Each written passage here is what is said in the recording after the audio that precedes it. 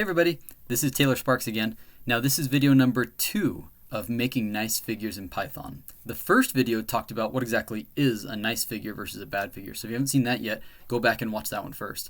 Now in video 2 we're going to talk about the basics of doing really simple plots in Python.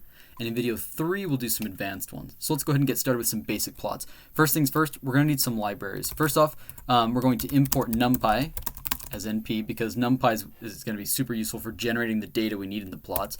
And then next we need to import the library for making the plots. That's matplotlib.pyplot, right? That's the library we're going to use. We're going to call that PLT is the convention, right? So these are the libraries we're going to use. Now let's go ahead and generate our data. The first type of plot we're going to create is just a Cartesian coordinate x versus y sort of data. So first let's get our x data. We're going to use the NumPy function np.arange. Remember, arange gives you values between a start point and an end point with some increment. So let's start from 0 and go up to 100, for example, every 10. Now remember, the second number where it stops is not inclusive. So if you actually want it to go 0, 10, 20, all the way up and including 100, then we would need to go above 100 because right now it's not inclusive. So you'd have to go above that. Okay. So just to show you what I mean, let's run that. We'll now see that we have an array and it goes up to and including 100, whereas if this had been set equal to 100, it's not inclusive. If we run it now, you'd see that it actually only goes up to 90, right? So let's assume we want it to go up to 100, so we're going to do 101 there, right? Now next up, let's create some y data. So y data, let's have it be equal to the x data, and then we're going to have that squared. Remember, to do squared operators, we're going to do star star 2. So that should be all those numbers squared. If we run that now by hitting Control Enter or F5, we now have this variable here for y data, and sure enough, it's all those values squared. Great. Now real data, maybe it's got some noise in it. So let's generate some noise and then add them together using NumPy. So we're going to have noise. We'll call that just noise equals, we're going to use NumPy again, and let's just have it be we're going to use the random function, and then we're going to do randint. So it's going to give us a random integer between two values. So let's say it's between -10 and 10, and then we want 11 of them delivered because that's how many there are in each of our data sets, right? So let's run that now. So now we've got noise, and you can see that it's just these random numbers that go between -10 and +10. What we want to do is for each one of these, the one in the 0th index, we want to add it to the 0th index at y, right? So you want to do element-wise addition of two lists or two arrays. So the way that you do that is with NumPy. We're going to call this, we'll call it y data, right? We're going to overwrite our previous y data value. This is going to be equal to numpy.add, that's this element addWise function, where we're going to feed it y data and noise. Okay? When we run this now, we should end up with our array for y data. Well, yeah, now take a look at it. We've taken the values which they were before and they've been modified to add some sort of random number between -10 and +10. So it makes it look a little more lifelike maybe. All right?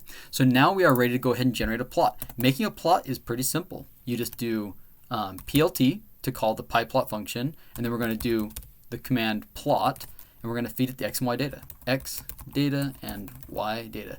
Now there's lots of other arguments that this can accept, but let's just start with these two. Let's go ahead and run it.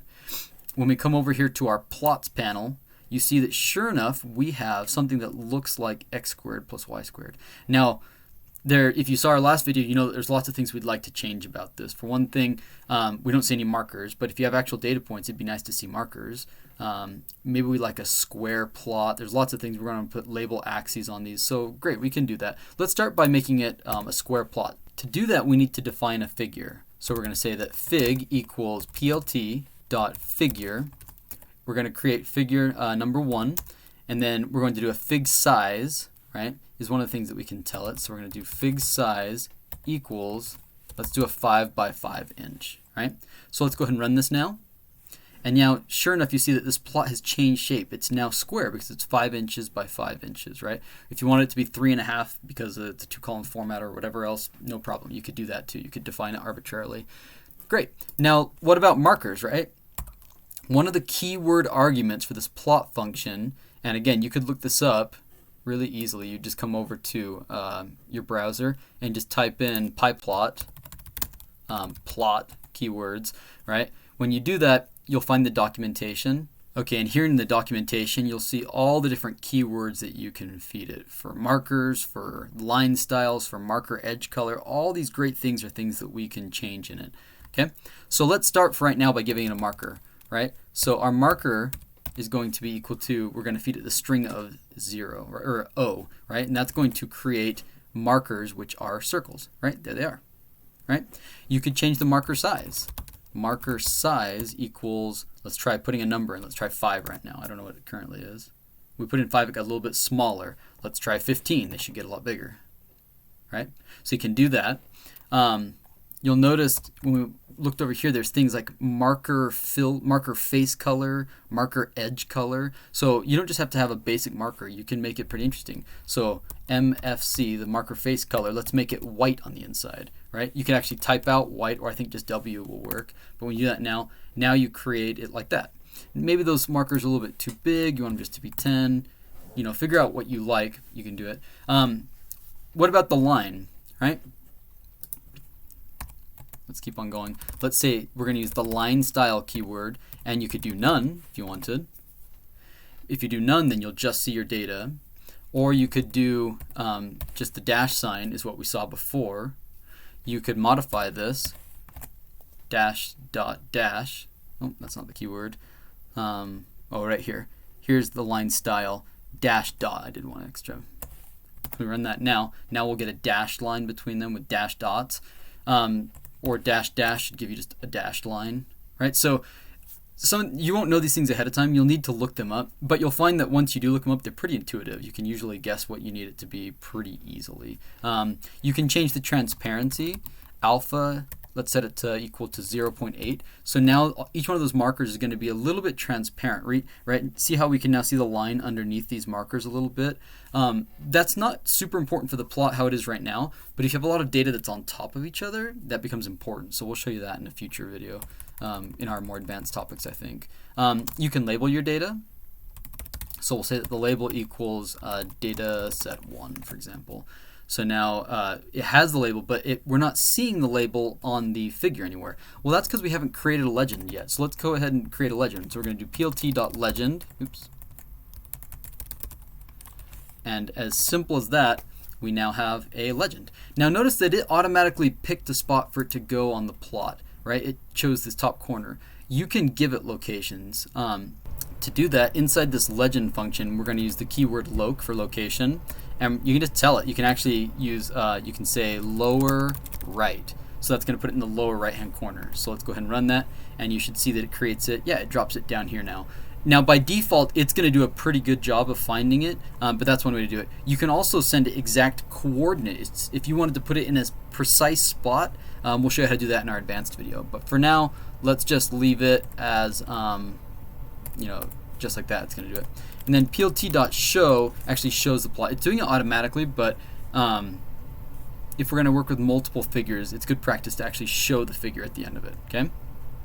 What else can we say about this? Okay, let's say we wanted to show 2 sets of data on the same plot. Well, that's easy enough to do. Let's go ahead and come here. We're going to take our plot. We're going to run it again. This time we're going to show our Y data, but it's going to be plus, say, 500, right? So if we run this now, let's see what happens. So it automatically changed the color for us, right? Notice that we've never defined our data set color yet.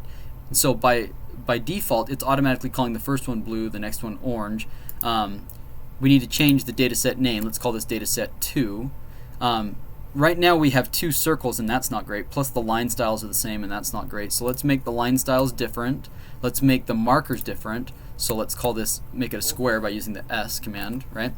And see how that looks. Okay, there we go. So now I've got 2 different data sets showing up in this plot. Now, this is a regular X versus Y plot. We could also make it a log plot, right? Instead of using the plot command, we would do semilog Y because we want it to be logarithmic, let's say along the Y axis, right? So semilog Y and semilog Y. Let's go ahead and plot those together. And now sure enough, you see that it's done a pretty great job of making this logarithmic on the Y axis, but linear on this axis. So now you can see how these 2 data sets converge at higher values, okay? Now something that's really cool is that you can use what's called LaTeX markup, or like mathematics scripting when you're labels. For example, let's say we wanted to make the label y equals x squared, right? So we would have we could just put, so we have to use the dollar signs. That means go into math mode, and then you do y equals x squared. Okay? When we run that now, you'll see that the dataset label has changed from dataset 1 to now actually it actually put it as a superscript, the 2 there. It looks like math font. And then we could say that this one is the same thing. We're going to use dollar signs, y equals x squared plus 500, dollar sign. We run it. We've now got that really nice label. Okay, really quickly, let's put labels on the axes.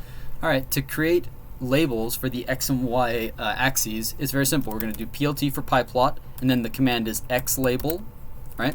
And you can call it x variable, whatever that variable is. Go ahead and call it, and that's going to create it for the x-axis. And sure enough, it shows up there. And you can do the same thing for the y-axis, y label. Okay. Now, what if this font size is too small for what you to match the figure in your paper, right? So at the beginning of almost all of my figures document, I have this thing here. Within the pyplot library, there's a way to update some of your parameters like font size for the figure overall. So it's a dictionary. You can see that the keyword is font.size and the value is 14. So we're going to use 14-point font. I find that 14-point font is probably what you want to use. It does a really good job, I think. Okay? All right, this is looking pretty good. Let's go ahead and do a different type of plot now. All right, so we're going to make a new cell by doing number sign, pound, and then 2 percent signs. Okay, that creates a cell. You can run an individual cell by hitting Control Enter, and so it preserves this data but allows us to work on a new cell down here. So what are some other types of plots that Matplotlib can create? Well, what if you have like categorical data where you have like cats and dogs or whatever, and you want to show the numbers of each of those in a bar plot or a pie plot or something like that? Let's go ahead and create our data. Let's do it for the rings of power from Lord of the Rings, right? So we're going to say that the rings is equal to, we're going to create a dictionary. So I'm using curly brackets. So I have to put the keyword followed by the number of it, right? So let's do elves. Oops. Elves, and then we do colon. And how many rings of power did the elves have? 3, of course. Then there was what? The dwarves? Well, let's do men first. Men, and then they had 9 rings. Then we had the dwarves. They had 7 rings. And then finally we had the ring of power, so we'll call this Sauron. And there was just 1 of those. So we've created a dictionary. If we come over here to our variable explorer, we now have a dictionary where we have these keyword and the value associated with them. So what if we wanted to plot that? Well, let's go ahead and create a figure just like we did up above. We're going to grab this data. We're going to drop that in just like before. Now, when we plot something, we need an x and a y value. So what we need to do is we need to be able to pull from the dictionary and create x data and y data. Here's how we're going to do that. We're going to do lists equals sorted. So we're going to sort our data so you can rank it by alphabetically for the elves, men, dwarves, and Sauron, or you can rank it by the items in the list, like the number of rings. So we'll figure out how to sort it different ways in a moment. Okay, we're going to do sorted. What is it that we're going to sort? Well, it's our rings variable, which we created above, and then dot items. So it's going to be the items within our rings variable, and then the key that we're going to give it to tell it how to sort it is going to be equal to, we're going to do this lambda function. Remember our functions from before? What was a lambda function? A lambda function was what we called an anonymous function. It's the same as if you defined a function up above, except you use lambda functions when it's like a one-line, one use only. Okay, so it's going to be item is item in the first position. Okay, so what that should do is it should sort the data by the one in the number 1 position, right? And if we come over here, that's going to be the value, not the key. So it should rank them from 1, 3, 7, 9. Let's see if it actually does that in our list variable that it creates. So let's come down here and hit Control Enter to run that. Sure enough, here's now our list variable.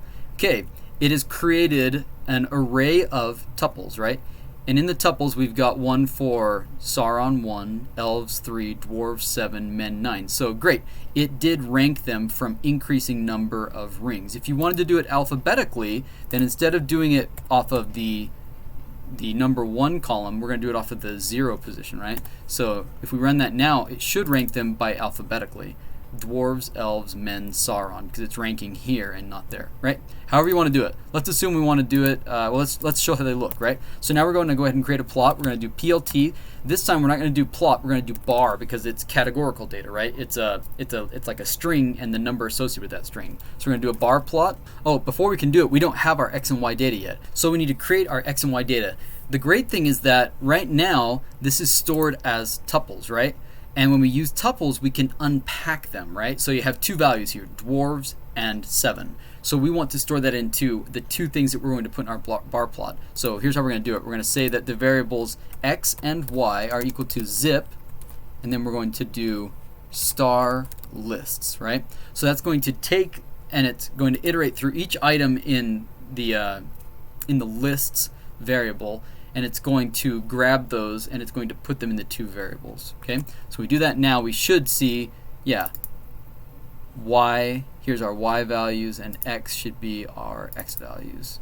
Just the names of those things. Great. So now we're ready to go ahead and make our bar plot. So we're going to feed it our x and our y data. And let's take a look at the plot that it created. There we go. We have dwarves, elves, men, and Sauron. And again, if we wanted to rank those by number of rings, we would do it again, and now you'd see that they go from 1 to 3 to 7 to 9. Great. Now, what if you wanted a bar plot that went horizontally? Great, we can do those too. So instead of bar plot, we're going to do a different command. We're going to do plt.bar h x, y. And of course, we can change colors, and everything like we did before are also possible to change here. Let's comment this one out, and now we're going to do bar h for horizontal bar plot. And there you go. Okay. What if you wanted to do a pie plot? Great, we can do that too. Okay, we're going to comment that one out. We're going to do plt.pie. Now with pie, we're going to feed it, let's try xy. Okay, with pie plots, you have to feed it the numbers, right? That's the 1, 3, 7, 9, that's y. And then you have to say explicitly the keyword is labels equal x, right? So that's going to assign the labels. So now we create, there we go, a pie plot with these different things. Now, obviously, a lot of pie plots you might have seen in the past have separations. That's called an exploded pie plot. So great, we can create an exploded pie plot. That's no big deal. We're going to create a variable up here called explode, and this is going to be equal to a list of values on how far you want these exploded. So if we do 0, 0.1, 0, and 0, it's just going to take the one in the second position and pull it out a little bit from its neighbors. Let's show you how this looks. So we have to add the keyword here. In the pie function, we're going to say explode equals our explode variable. And it's going to take one of those. The one in the second position was elves, and it brought it out a little bit, right? So that's how you make these pie plots. And again, there's oodles of things that you could do. You could change the individual colors if you want, because these default ones were not amazing. But we'll talk about colors in our next video, I think. Okay? All right, let's talk about our next type of plot. Create a new cell. All right, this next type of plot is called a scatter plot. In Python, scatter plots are useful because it's a way to plot x and y data, but you can encode color to a value. So if you have like a color line, like going from blue to red, for example, and you want that to correspond with some sort of variable value, or the marker size, you can encode both of those really easily with a scatter plot. Let's show you how it works. First off, we're going to need some data for our x and y data. Okay, so let's go ahead and create our x data. So x data is going to be equal to numpy dot, let's do a range, where we're going to go from 0 up to 50 increments of 1. We'll do the same thing with our y data. Numpy dot a range 0 to 50 increments of 1. For a minute, let's have the colors also equal numpy dot a range 0, 50, 1. Okay, if we run this now, we have our 3 variables for x data, y data, and colors. Okay, now let's have something with the marker size to scale as. So let's say that the area of these markers, we want it to be equal to npy.random.rand. We need it to have, let's give it 50 entries. Okay, and then we're going to make that, whatever that number is, we're going to square it. So let's try that. Let's make sure we have the right number here. So area has 50, and our x data has 50, so they're the right number. Okay, good. So now we have X data, Y data. We have something for colors and something for area. So let's try and create a plot real quick. So let's grab our figure command from above to make our figure palette. It shouldn't have changed, so technically I don't think we need this, but it's good practice to include it. Now we're going to do plt.scatter. We're going to do X data, Y data. We're going to do color equal colors. And then we're going to do S, that's for size, equals area. Let's try that. Okay, so instead of color, it's just C is the keyword that it uses for this function. That's fine.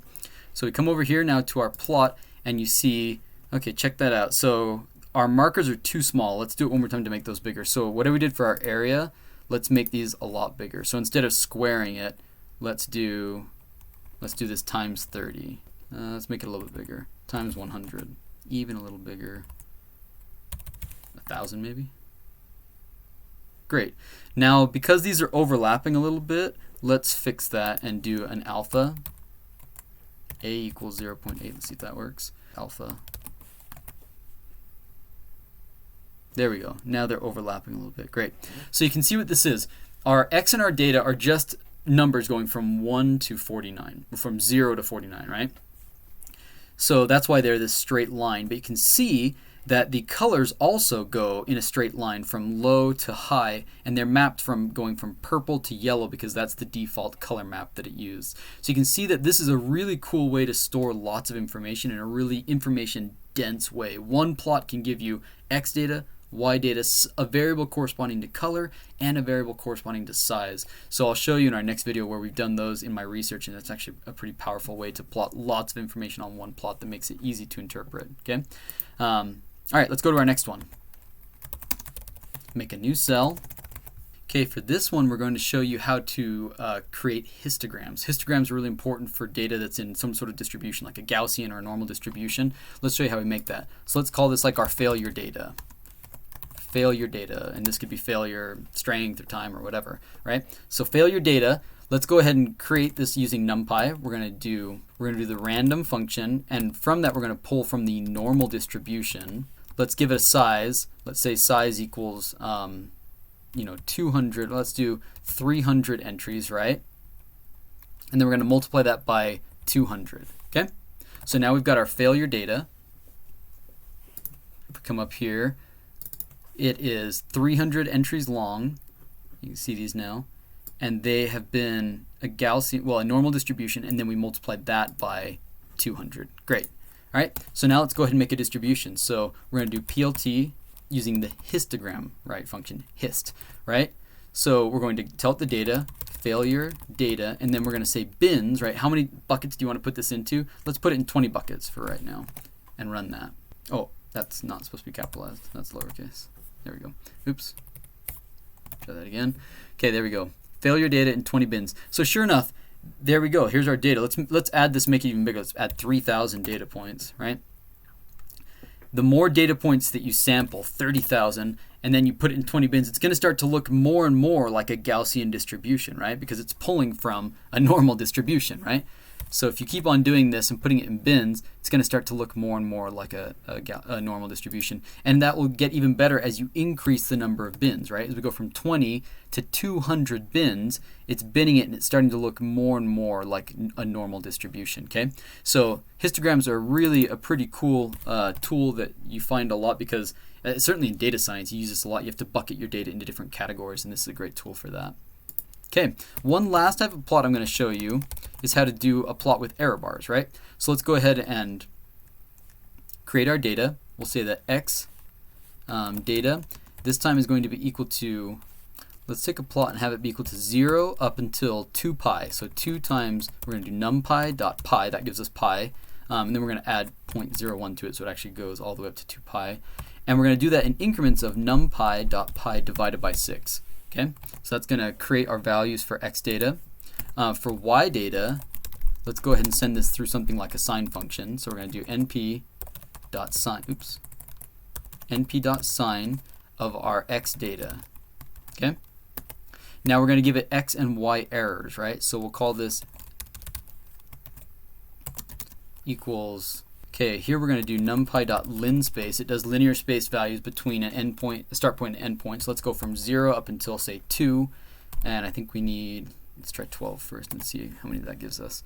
So we come over here to our x data. X data right now, oh, okay, we forgot to do numpy arange, excuse me. np.arange. So our x data, here we go. Okay, so it's 13 entries long. So here we're going to do the same thing. We want 13 in our linspace, so for our y error, and sure enough, okay, the arrays are of the same size, right? So now we can go ahead and come down here. We're going to create a new figure palette, and we're going to do plt dot, I think it's called error plot or error bar. Okay, so here we're going to feed it the x data. We're going to feed it the y data, and then we're going to say that the y error, y-e-r-r, is equal to the y underscore error data set that we had. So let's go ahead and run that. And there we go. So you can see here that we've plotted our x data versus y data, and it's showing it with error bars now, which are, because we use this linspace function, are linearly getting bigger from 0 all the way up to 2 in equal increments, right? So, and again, just like before, you can do all the same things as before. You can do marker equals, let's say we want actual markers for our data. You could run that. You could turn off the line. So let's do line style equals none. You could, let's do the marker fill color. Marker fill color equals white. And then let's do, oh, we can put ends. We can put little arrows at the end of our error bars. So that's called cap size. So it's going to put a cap on it. Let's do a cap size of, say, 5. And let's try running that now. Okay, there you go. So here's our individual data points. We can make those larger.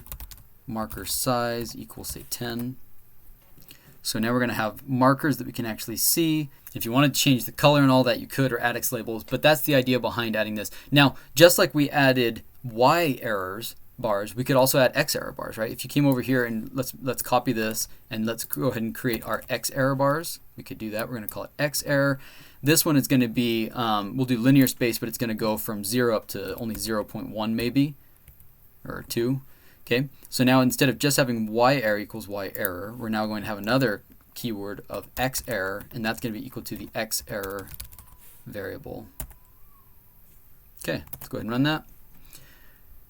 And sure enough, over here nothing because it starts at 0, but as it gets bigger and bigger, here the error bars are just starting to get bigger than our marker size. Sometimes when they're smaller, it's fine in your publication just say that the error bars were smaller than the marker size where you can't see them. And where they're larger, you can't see them.